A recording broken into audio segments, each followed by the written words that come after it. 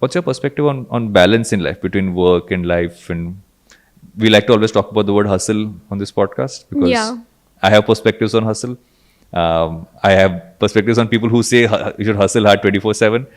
But I'd love to hear your perspective on balance. Yeah. Uh, I'll give my perspective on hustle because it ties into my perspective on balance. I think when you are young and you start out, you have this energy which is like you can't describe it.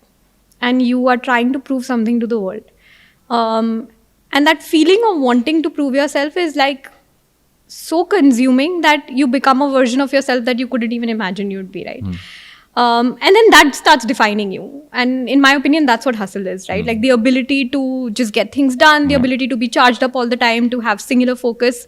And I've been there and I've propagated a culture where it should be like that. Like there is no sleep, there is no food, you just have to work, we're on a mission, like let's just get it done and over with. But over time, I've realized the importance of balance because it's not a 5-year journey. Like when we started out, we knew that, I mean, we're trying to solve for education. Yeah. That's the eventual goal, right? And it's a 3-decade journey. And in 5 years, I was in a situation where I had so many medical issues. There was a phase where for 6 months I was just in and out of the hospital, and to what was it all worth, right? Yeah. In the end, if I'm not going to be able to live my dream just because of being on this 24/7 clock. And that's when I changed my perspective also. And now I talk about it because like I feel like people are still not taking care of themselves. It's still about what you need to show the world as opposed to how you feel and what you need to do for yourself. And that's where balance comes in. And I'm also inspired by you and your Instagram. I've started working out. It's been like 3-4 weeks that I'm doing it regularly. But yeah. So I have this thing I do for a bunch of friends who are entrepreneurs, especially those who are younger than me. I'm that person who will message them at like 9 in the night saying "Khana khaya," Nice. and I'll find them a trainer saying now you don't have an excuse. Yeah. I've had a friend of mine whose mom came up to me and said, "Thank you for finding my son a trainer. He's working out 3 days a week." Because I'm like, this is the only way it's we're going to cross that required. threshold is that. I love the fact that you spoke about your transition from how we looked at hustle to what it is, right? Because that's often what we get wrong about balance. We believe that work-life balance means that you work less. But actually, when you have balance, you can actually work more. Yeah. You have a lot more energy. You get to do more, and you're also happier because you have a life as well. And that, like you, It shows at work. Yeah, Yeah. you're not drained. You're not feeling like you're not sitting there. 'Cause my picture of hustle eventually became. I remember there was a time I would sitting and my eyes would be like this and working. And I had an incident of some time back when my arm froze.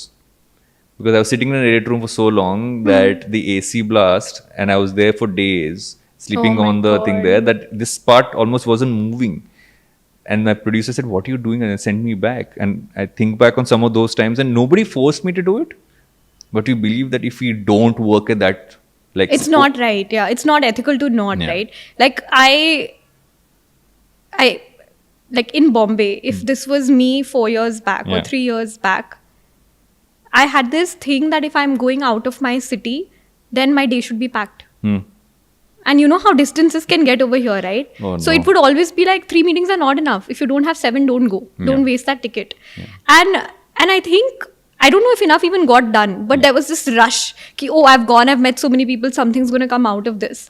As opposed to doing like 2 or 3 meaningful meetings in the day, having time to just be by yourself, explore a new city. And I think that perspective does so much more than just sitting in a cab running from pillar to post, not having enough time to spend with the people that you'd like to meet with.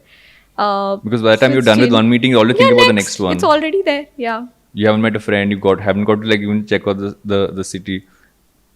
I feel that's become a lot more today than before the pandemic because we all got used to scheduling like half an hour, 1 hour meetings back to back. Zoom.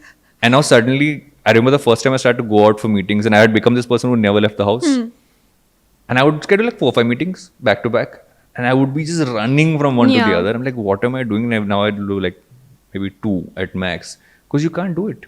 Our cities are not made for us to do 4 to 5 meetings. I know. It'll take you years to go from one to the other. Want more such insights? Make sure you check out the full episode.